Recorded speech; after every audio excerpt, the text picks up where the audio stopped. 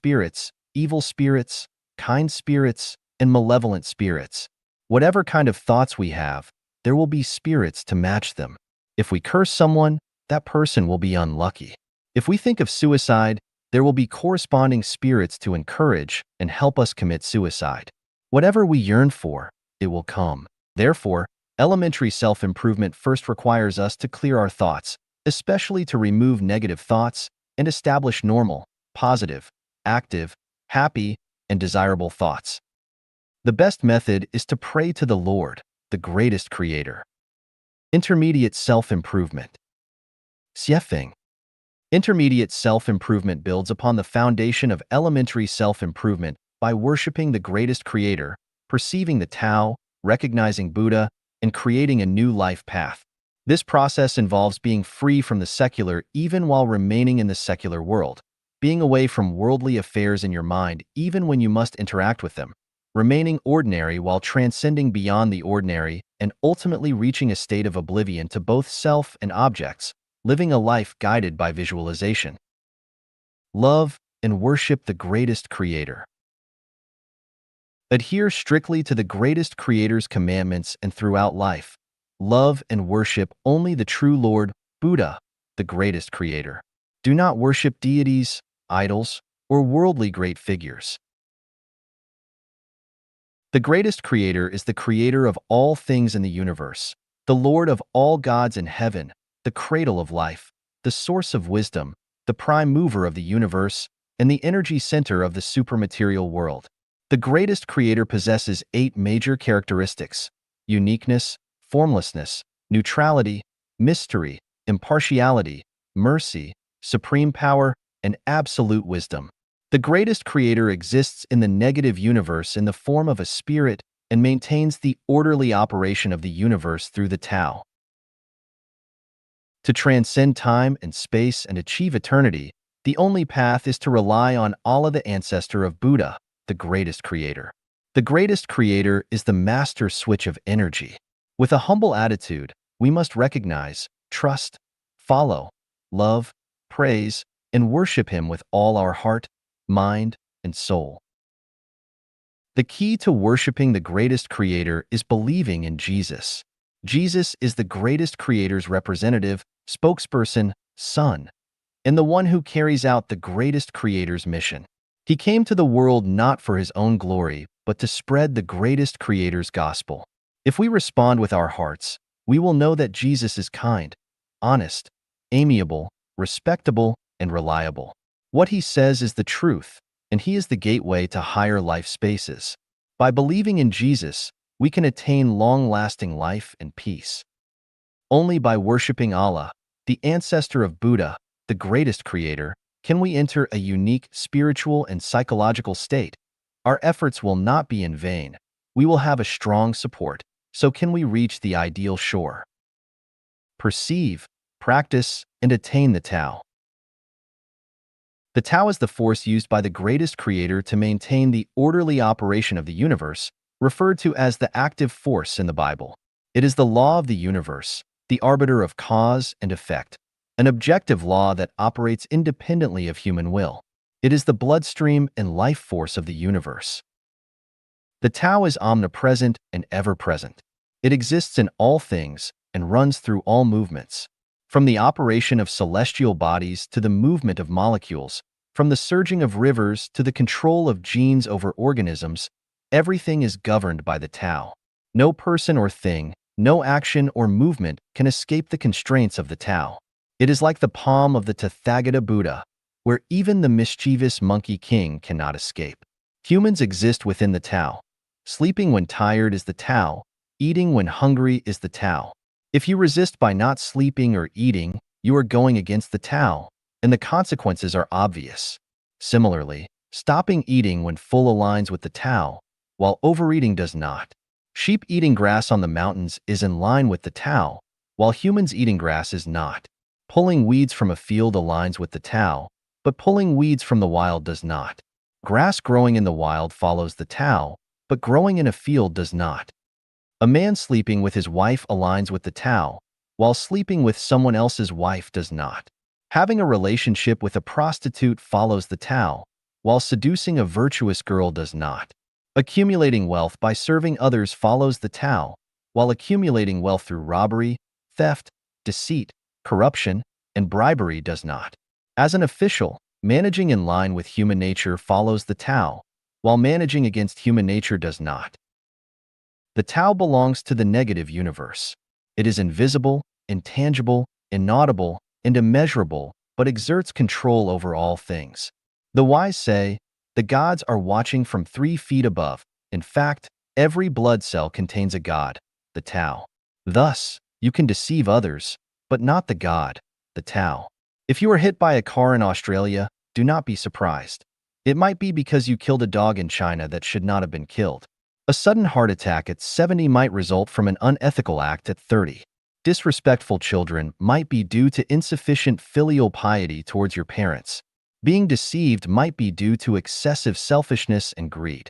When everything goes wrong, and you are exhausted and even suicidal, do not despair.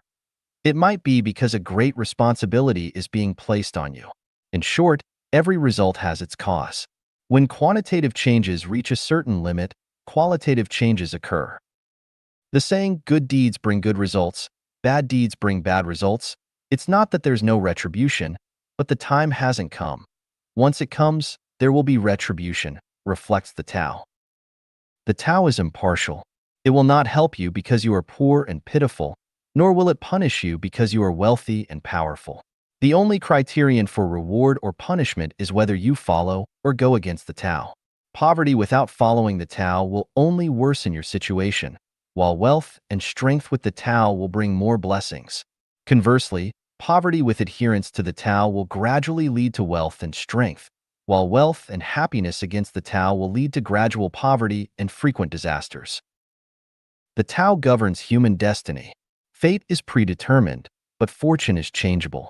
Every word, action, movement, and thought affects fortune, all judged impartially and without omission by the Tao. All scientific endeavors are seeking the Tao. All axioms and theorems are the Tao. The Tao may seem ethereal, but it is a concrete reality. The Tao does nothing but leaves nothing undone. The Tao is neither virtual nor real, honest and incorruptible. The Tao objectively exists and cannot be added to or reduced. It cannot be bribed, twisted, deformed, compressed, or extended. The Tao is vast, complex, subtle, and fine, yet singular. It is vast because it encompasses everything, complex because it is unfathomable, subtle because it is precise, fine because it misses nothing, and singular because it is one.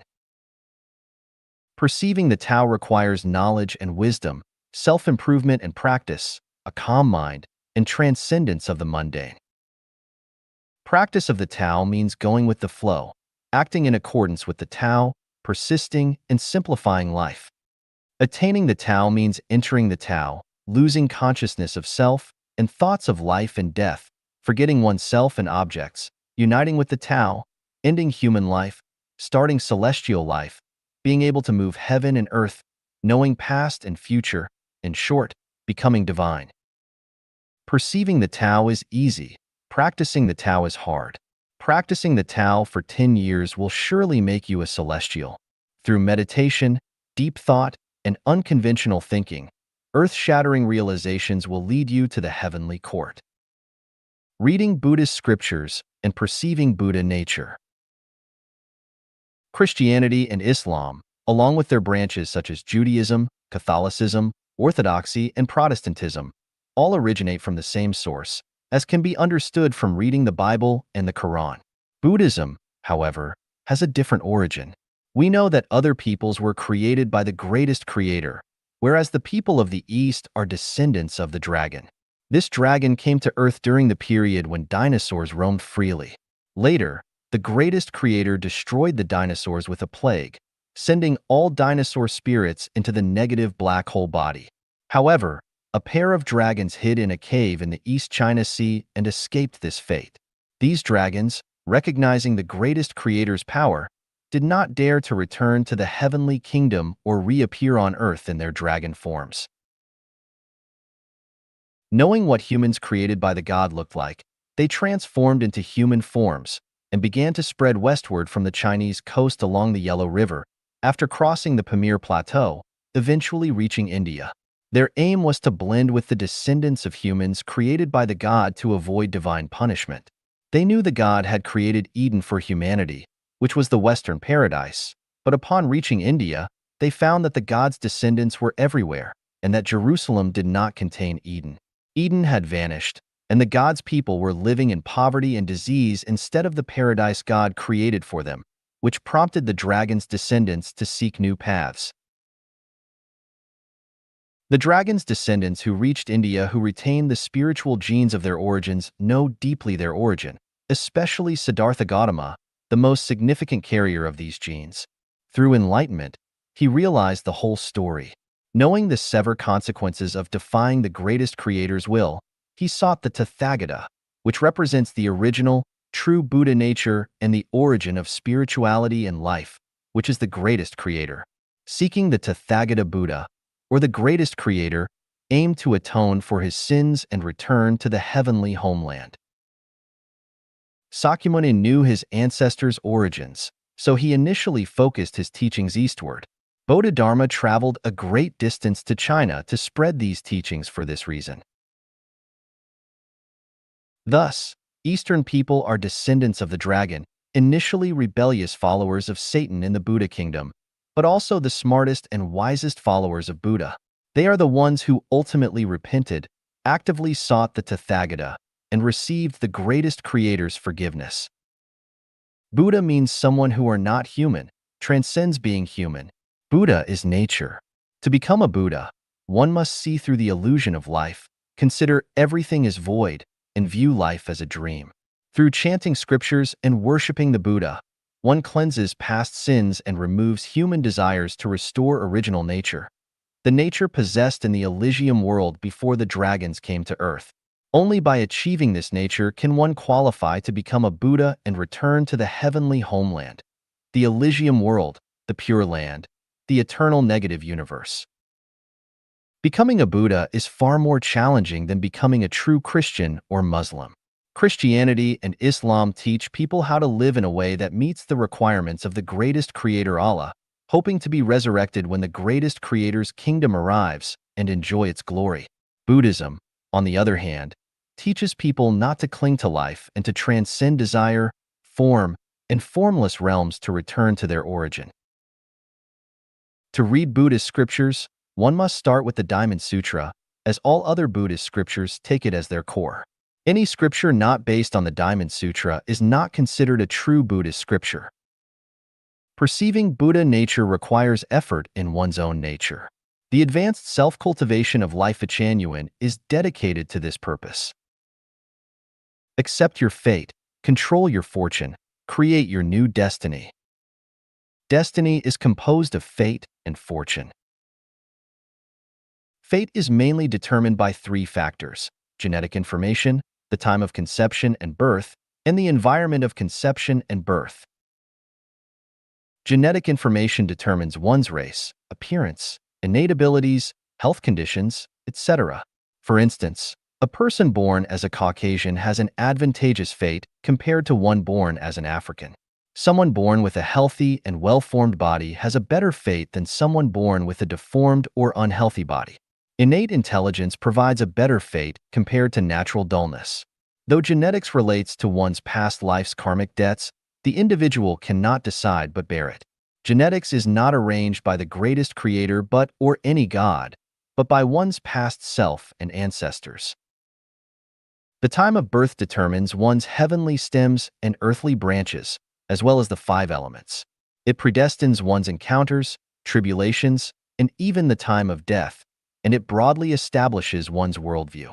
For instance, the worldview of someone born in a primitive era differs from that of someone born in a highly civilized era. Those born in wartime have different perspectives compared to those born in peacetime. Those born in times of material scarcity and epidemics differ from those born in times of abundance and scientific advancement. The environment of birth shapes one's temperament and life direction. Being born in a noble family differs from being born in a poor family.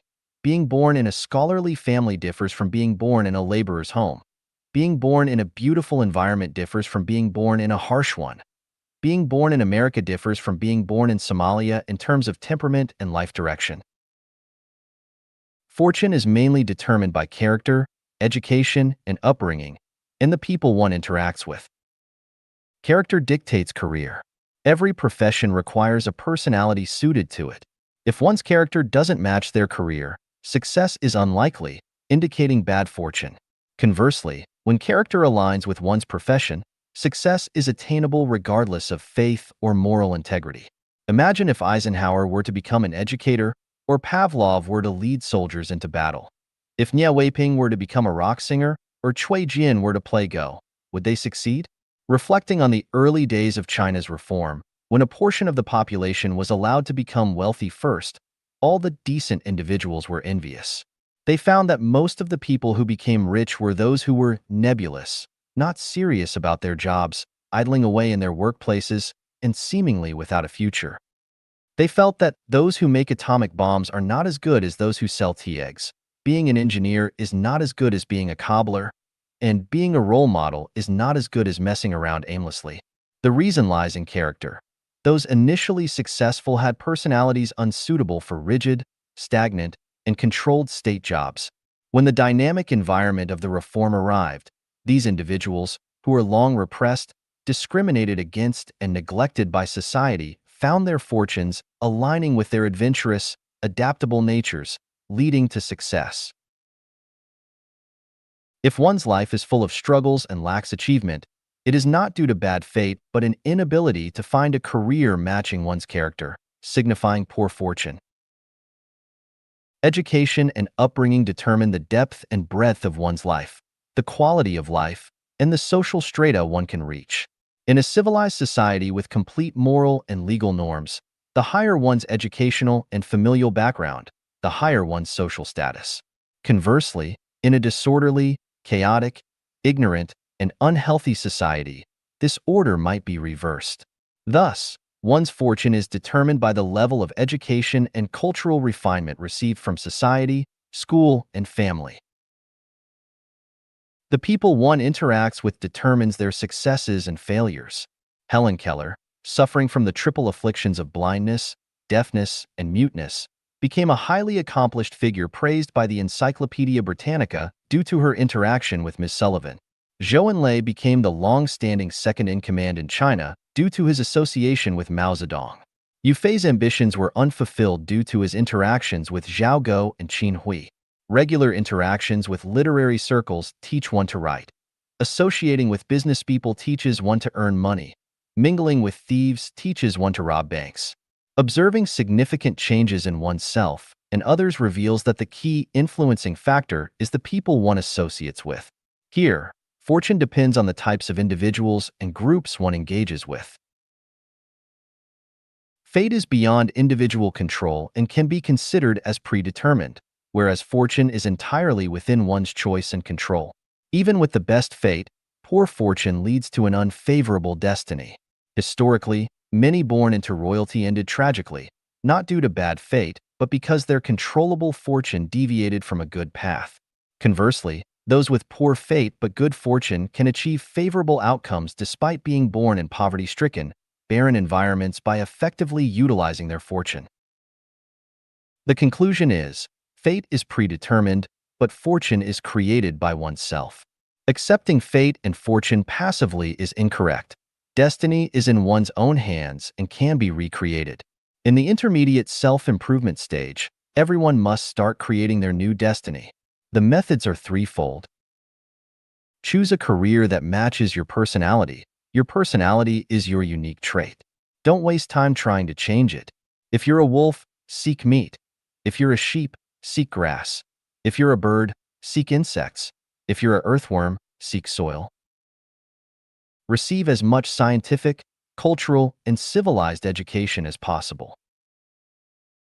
Seek and associate with successful and virtuous individuals in various fields, as they will play a crucial role in rebuilding your destiny. 5. Respect and learn from science. Life Genuine is founded on the principles of science, encompassing super science as well. Superscience and science are twin siblings, parallel and mutually dependent, interconnected, and complementary. Science is the systematic study reflecting the principles of Tao in the realms of the human body, nature, human society, and spiritual activities.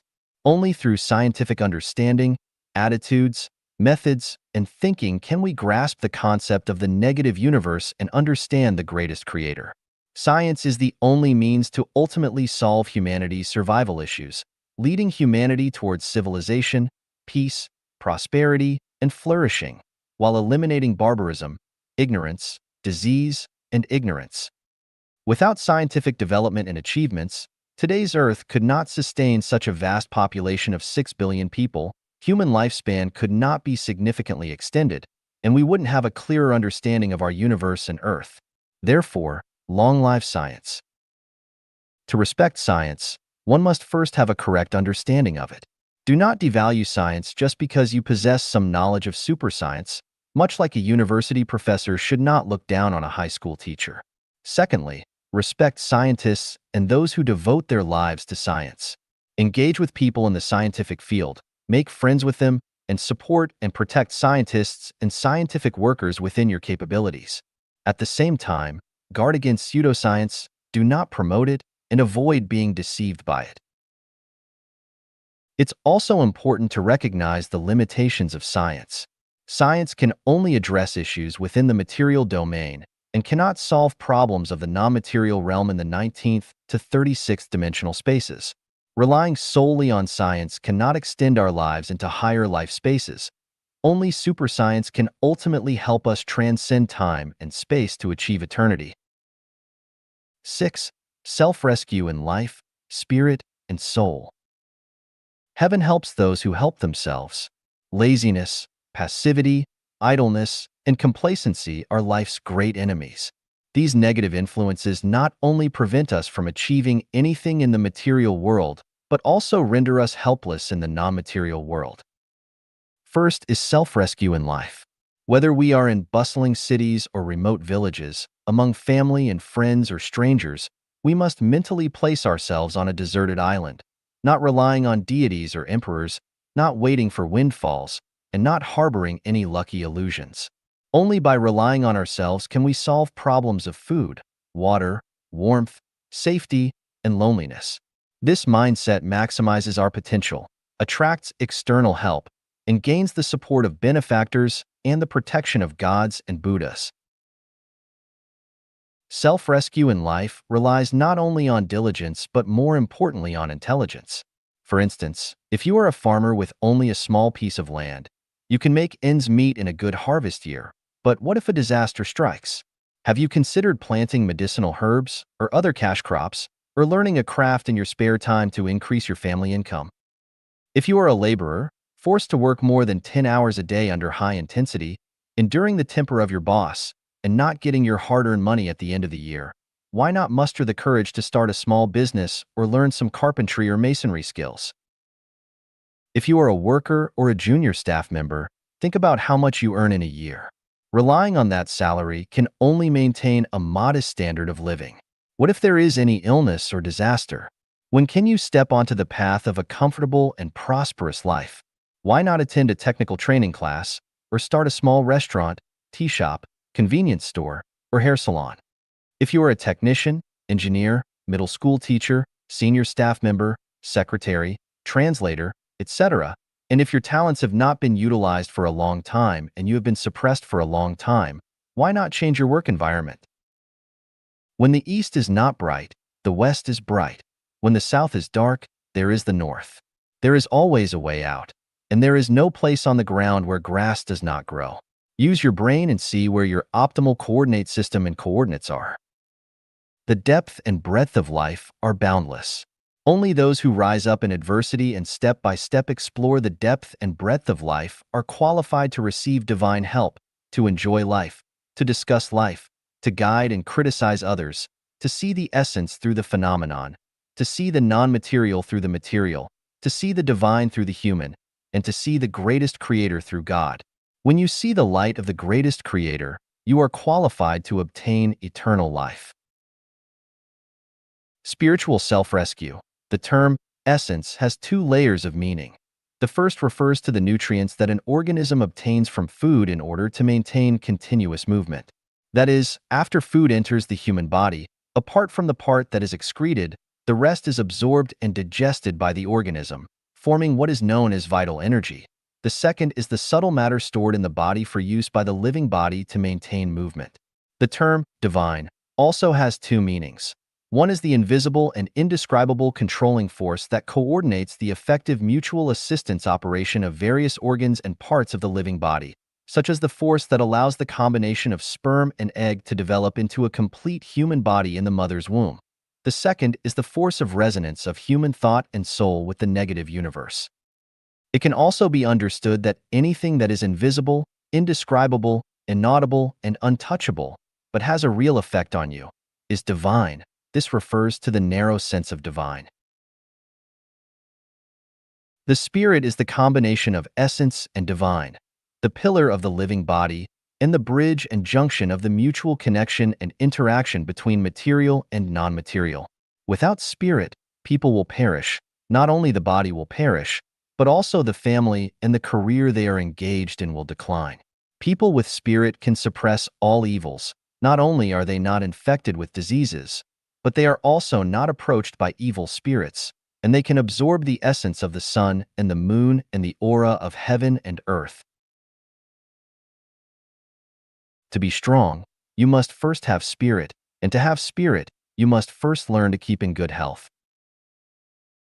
Truck drivers know that if a truck is maintained in time, effectively, frequently changing air filters, oil filters, the gap of spark plugs is just right, the size of piston rings is suitable, the cylinder body is not scuffed, the gas door does not leak, the sealing pad seals well, the transmission part is well lubricated, the cooling system is not blocked, the ignition is on time, then this truck is powerful. Even if it is fully loaded with goods, climbing steep slopes is no problem. It can be said that this car has spirit. On the contrary, it will slip and even retreat, and there is no spirit. Similarly, if people keep in good health, they will have strength, spirit, vitality, creativity, and rich imagination. Health preservation mainly nourishes essence, energy, spirit, and form. One of the main purposes of health preservation is to cultivate spirit. Spirit cannot be borrowed, cannot be stolen. It can only rely on self-rescue. Soul, heart, and spirit, self-rescue. Here, the heart specifically refers to the part of the heart function that leads a person's thoughts, consciousness, and mental activities. Spirit refers to spirituality, wisdom information wave, which is not affected by material and space-time, comes from the negative universe, never strays from truth, goodness, and beauty, and only acts on the heart. The soul is a heart with spirituality. When a person's heart yearns for truth, goodness, and beauty, the heart and spirit can immediately resonate. This longing, if sustained, can cultivate a perfect soul. Such a soul enables your thoughts and consciousness to communicate with the negative universe, creating a unity where you become the universe and the universe becomes you. In this state, divine light is always present, symbolizing the unity and response between heaven and man. This allows you to harness the energy of the negative universe, and you will be blessed by gods and Buddhas everywhere. Your desires and wishes can be quickly fulfilled, your thoughts can become reality, and your visualizations can be actualized. In this state, what you can accomplish in 2 hours of quiet sitting could surpass what an ordinary person might achieve in 20 years of hard work. When a person's thinking and consciousness deviate from truth, goodness, and beauty, the spirit wave will be cut off immediately. At this point, only the heart exists without the spirit. A heart devoid of spirit can only cycle endlessly within the confines of the material world and three-dimensional space. Such a person, except for the human appearance and some other characteristics, is almost no different from animals, and his soul will definitely go to the animal level in the next life. Soul self-rescue means that no matter what kind of adverse and unfortunate circumstances you are in, you must yearn for truth, goodness, and beauty, and you must act and behave based on the principles of truth, goodness, and beauty. When people around you are muddling through, You must practice soul self-rescue. When everyone is fighting and scrambling, indulging in pleasures, you must practice soul self-rescue. When people are indifferent and drifting with the wind, you must practice soul self-rescue. When people are fanatic about a certain political movement or religious superstition, you must practice soul self-rescue. When people bully, oppress, deceive, extort, ridicule, and mock you, you must practice soul self-rescue. When you encounter difficulties in life and troubles at work, you must practice soul self-rescue. When you are suffering from stubborn diseases, or on the verge of bankruptcy, or isolated and helpless, you must practice soul self-rescue. As long as you learn to practice soul self-rescue, the gods and Buddha will help you break through the predicament, and miracles will definitely happen. 7. Embrace the mundane and transcend it. Mundane refers to phenomena that are widely accepted and prevalent in society. It has the following implications. Popularization. It is generally believed that people should pursue and possess the following: fame, honor, ranking, status, prestigious families, moral integrity, celebrities, brands, business cards, scholars, experts, prestige, positions of power, benefits, profits, interest, money, treasures, property, wealth, financial power, influence, real estate, rights, social status, identity, good people, virtuous people, role models, examples, heroes, beauties, family, and the 7 emotions and 6 desires, etc. Trends. Items or behaviors that are popular in a certain period or region and involve most people. These include interior decoration, wearing brand names, seeking prestige, hosting banquets at upscale restaurants, wearing gold and silver, dyeing hair, eyebrow shaping, lip lining, singing pop songs, speaking fashionable phrases, blindly following trends like qigong, etc. The psychological activities and behaviors of pursuing whatever is trendy, following whatever is advocated, and gravitating towards the guidance of public opinion all fall within the scope of trends. Traditional practices. Cultural practices passed down through history and accepted by people, such as various celebrations, memorial ceremonies, holidays, etiquettes, ribbon cutting, birthday and housewarming congratulations, reciprocity, establishing chastity arches, hosting banquets, burning incense, kowtowing, repaying kindness, avenging grievances, etc. Uniformity. A single mode formed by unified norms or moral concepts dictated by a center of power in the ideological field, such as unified beliefs, thoughts, culture, traditions, customs, fashion, historical practices in China like men wearing queues and women binding feet, wearing zhongshan suits, 8-hour workdays, pushing down walls collectively, overthrowing certain figures, shouting slogans in unison, etc. Habituation. Practices commonly accepted as norms, such as having 3 meals a day, offering cigarettes to guests, kowtowing when worshiping Buddha, men marrying when grown, women marrying when of age, seeking doctors when ill, apprenticing under a master for knowledge, etc. Fixed patterns. The epistemology and methodology of life and the universe, shaped by conventional knowledge. Examples include: learning should be progressive. Seeking knowledge requires logical thinking without imaginative ideas or reversing established practices. Raising children to secure old age. Accepting fate for life and death. Wealth is determined by destiny. Scholars accepting poverty, learning to become sages. Officials maintaining loyalty to the state, etc. Secularization. This refers to an attitude devoid of justice and aesthetics, displayed for personal gain. For example, fawning over the rich, avoiding the poor, endless admiration for the wealthy, full of praise, wagging tails, showing a haughty and contemptuous attitude towards the poor, indifferent, showing respect to those who get out of high-end cars, full of smiles, sneering at those who drive cattle carts, coldly indifferent. Vulgarization. Mediocre and vulgar, not very noble behavior.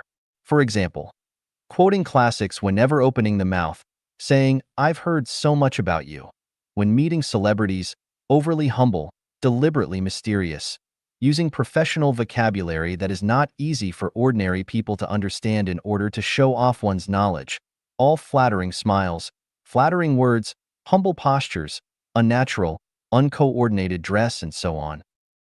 To embrace mundane is to regard the above vulgarities as normal phenomena, human nature, not to interfere, not to correct, let them breed and spread, emerge of itself and perish of itself.